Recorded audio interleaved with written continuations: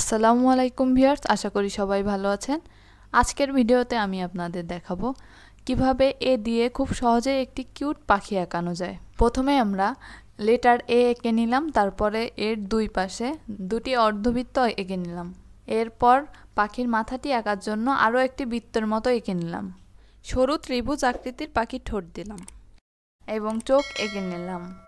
এরপর পাখিটি বসার জন্য একটি ডাল আঁকালাম এবং খুব সহজেই পাখিটির লেজ আঁকালাম।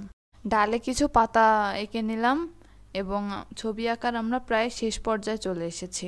এখন আমরা ছবিটি রং করব। পাখিটি রং করার জন্য আমরা তিনটি কালার ব্যবহার করেছি: হলুদ, সবুজ এবং টিয়া কালার। আপনারা চাইলে আপনাদের ইচ্ছা মতো অন্য অন্য কালারও ব্যবহার করতে পারেন। এভাবে আপনারা খুব সহজে ধাপে ধাপে বাচ্চাদেরকে পাখি আঁকানো শেখাতে পারেন।